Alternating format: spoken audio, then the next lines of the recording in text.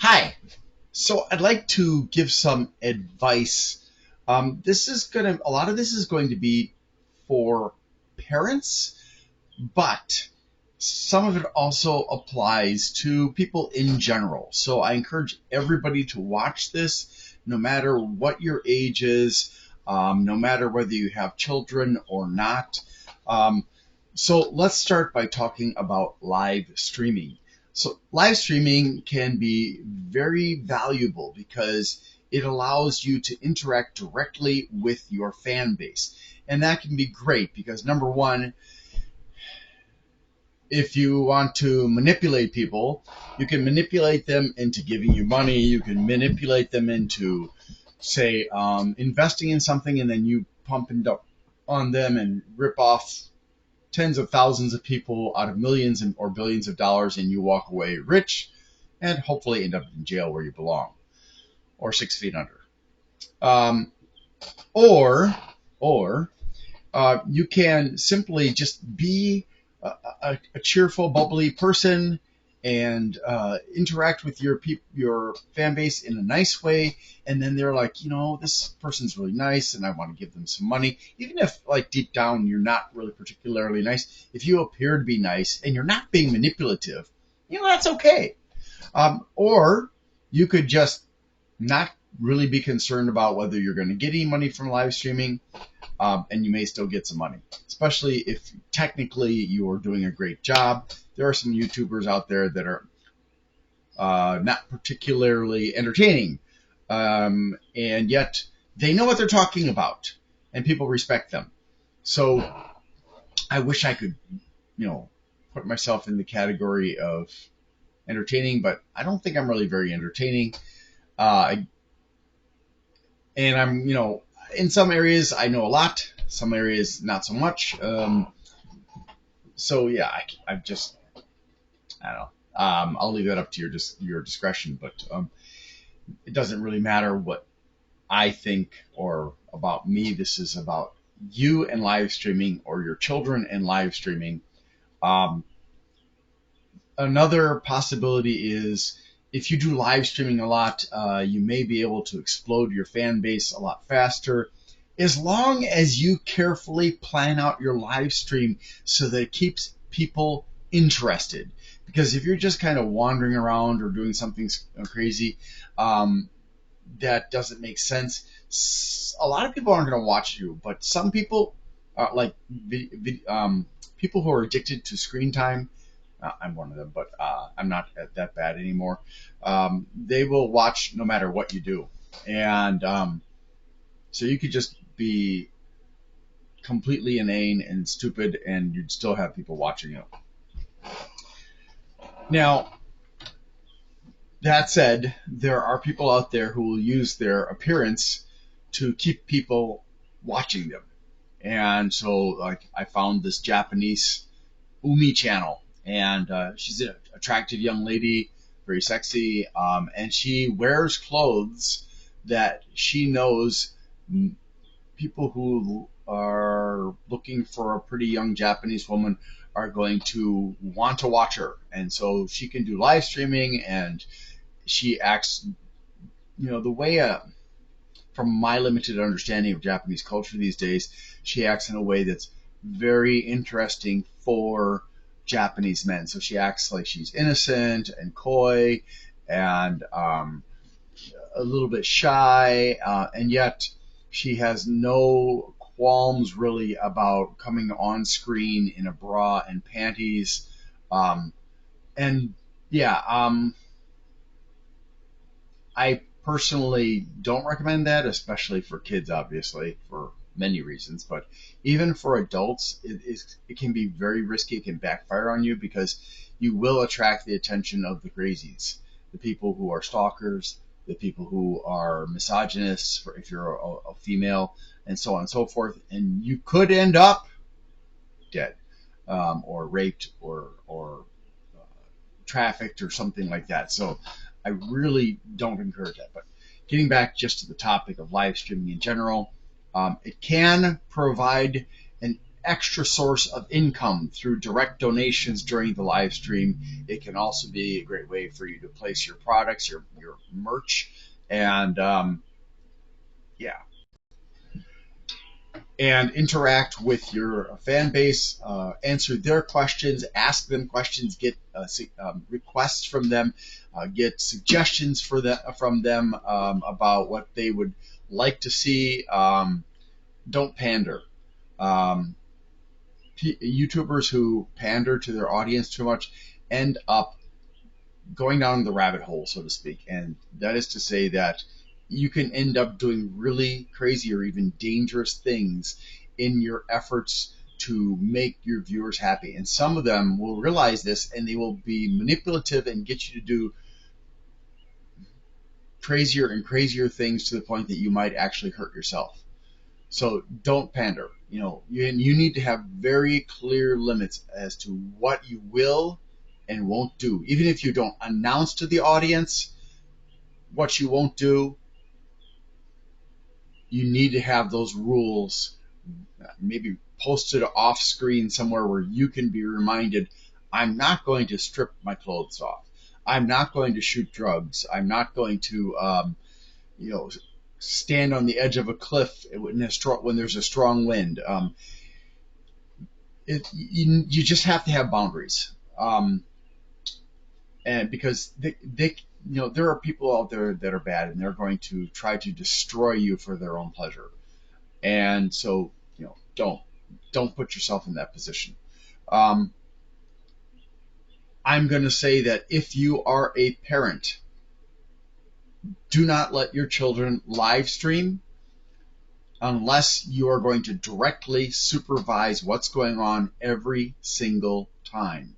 And if you cannot, they should not be using chat. Now, I know that chat is an important part of communication on live stream. However, there are pedophiles online, there are psychopaths online, there are criminals online, there are people who will, just for the pleasure of seeing your child cry, will do everything they can to fluster your child, to upset your child, to anger your child, to get some kind of a reaction for their own sick, twisted pleasure. So you need to be very vigilant to protect your children.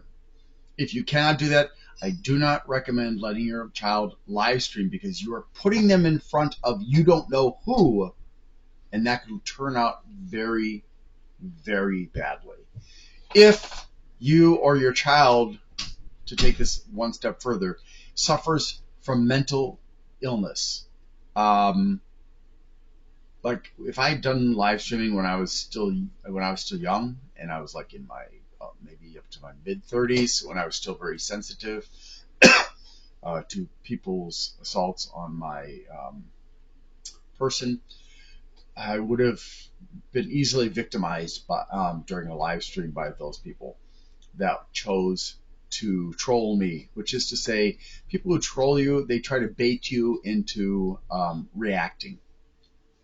And I was, as a young man, I was very vulnerable to that. Eventually I learned to get my emotions more under control, and so I'm not so susceptible to that anymore. But it can be devastating. Okay, if you are repeatedly being heckled or attacked or taunted or whatever during live streams, or there are people who have killed themselves because of that. So keep in mind that if you're allowing your child to live stream, your child is struggling mentally. You're setting them up potentially for a breakdown, for severe depression, suicide, grooming by pedophiles. All kinds of risks are involved. Even if you're the live streamer, if you have these mental illness problems going on in your life, you're setting yourself up for some really risky situations, especially if you are in certain sectors of, like if you're doing beauty products. I used to watch this one young lady who did cosmetic videos, and she was getting the heck heckled out of her by them, and it really messed her up emotionally. And it got to the point where I stopped watching because she was just kind of losing it, and it was just disturbing for me, because I can feel that, and even though I don't have anything to do with cosmetics, as you could probably tell. Um, but yeah, it's not a good idea. Now, if you are considering, say, another form of interaction, be it comments on your YouTube channel or TikTok or Instagram or whatever, or Facebook Shorts or any of those other opportunities out there, DTube, be careful also, because even though it's not a real time interaction with other people, there are still people out there who are quite happy to harass you and bait you. And some of them, like I said, they will go so far as to try to make you kill yourself. So just, it doesn't matter whether it's real time or not, the same problems can happen. Yeah, there have been times where I have seen some really toxic people that will decide, here is somebody who's really vulnerable, and I'm just going to go at them and go at them and go at them, and they just take pleasure out of getting a rise out of you, out of making you upset. And some of them get excited about the fact that you might actually kill yourself, and they will actually encourage you to kill yourself. So this is especially when you are talking about your child, or if you have mental illness, you need to be very careful about interactions. Now, another thing as a parent, if you're allowing your child to have interaction online, especially where they are the focus, as in social media and videos and audios and stuff, you need to be aware of the fact that you're going to have to monitor the interactions. And I know you're saying, I don't have time for that. Well, if you don't have time for it, you're either setting your child up for something bad to happen to them, and you have a number of things, use your imagination, or you are going to have to tell your child, I'm sorry, you can't do this. Okay? If that means turning off comments all the time, so be it. If that means no live streaming, so be it. If that means something along those lines. Because if you cannot go through all the comments before your child sees them, your child could get exposed to something horrible. Now, granted, if they're on YouTube, your child is not going to see photographs of somebody's genitals or something like that in chat or in the comments section. However, the trolling can still happen, the encouragement to kill yourself can still happen, and so on and so forth. So if you have a minor, it is your responsibility as the parent to protect them from what they don't know can happen. And if you're saying, well, I don't know either, well, just look at the comments. If you see something where somebody is trying to groom your child, or say, lots of compliments and say, hey, I'd like to send you a gift, and that kind of stuff, you need to handle that. Okay? If it's going to be gifts, send it to a P.O. box. Never let your child give out the address, the phone number, or any other personal information. If they're going to give an email, it needs to be a separate email from access to their account. It shouldn't be connected to anything other than receiving email about what they're doing. Otherwise, again, we have problems like identity theft or theft of the account, theft of a bank account, or better yet, credit union account, because banks suck. Suck your money up anyways. So yeah, you need to look. Do you see signs of grooming? And initial signs of grooming will be lots of compliments and niceness and offers of gifts. Just search online for pedophiles and grooming. Do you see signs of harassment of any kind, sexual or non-sexual harassment? Do you see signs of your child being baited in, all these comments where you see that it's definitely going in the wrong direction, a direction that's hurtful or hateful for your child, you need to report those individuals and delete those comments so your child never has to be exposed to that kind of toxicity and danger, or it could lead to something horrendous happening that you will regret for the rest of your life. I just can't emphasize this enough. When you're putting your child in front of the public, or allowing them to put themselves in front of the public, whether it's Hollywood or online, you are adding by a large amount to the risks that they are being exposed to. And so you are responsible for making sure that they are protected. If you can't do that, or if you won't do that, say to your child, look, I love you. I would love for you to do this, but I don't have the time or knowledge to do this. And there are some very dangerous people out there who could really mess you up or take advantage of you or do bad things to you. And that would kill me if that happened to you. So, we need to, maybe at some point in the future, you can start making videos or whatever, just you cannot share them with the public. They cannot be made available to your friends, because if your friends have them, they can pass the link on to other people, and then who knows what's going to happen. You just have to make wise decisions. And if you are mentally struggling, you need to have somebody else who will censor the comment section for you. Somebody who's not going to take it personally, who can differentiate between grooming and harassment and baiting and stuff, and just regular comments. And who can stay calm and have a reasonable conversation with somebody who they're questioning their motives and can pretend to be you, so that the person doesn't know they're talking to a third party. They think they're talking to you. They can feel this person out. And if they discover, whoa, you're asking me to take my shirt off? No, that's not going to happen. Report that person and you're safe.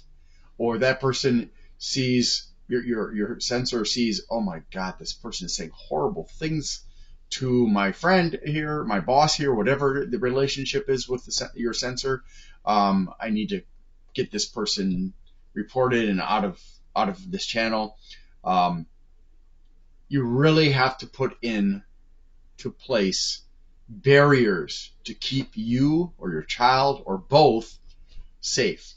And if you're in doubt how bad it can get, you can search for stories. I mean, there are episodes on Darknet Diaries about people being stalked, people being pressured to give up their account, where they are swatted. In other words, they're told, they call up the police through a spoofed phone number and say, hey, this person is fighting with their family. They've got guns, and I think I heard some gunshots and some threats of death and stuff. And it's just a really toxic situation. You need to get out the right. And suddenly you've got 30 police officers, all with their guns pointed at you outside your house, and you may end up dead. Or they may send you they may call up a pizza company or another food company that delivers and say, hey, I would like to order this. Here's my name. Here's my address. And they will have found all of your information online, because it's not that hard if you know what to do. And they will do it again and again and again and again. And what they're doing is they're saying, I know where you live. I know how to contact you. And if you don't do what I want, this will not stop, and it will get worse. And the stories just go on. And it gets really bad in some cases. So the online world has never been safe. Even when it was just bulletin board systems, when I was in my 20s and getting online on bulletin board systems before the internet was publicly used, there were already risks at that time. And it's just gotten worse, because the anonymity makes people feel free to do whatever they want to do, and access to the darknet and criminal organizations and criminal forums and criminal channels in chat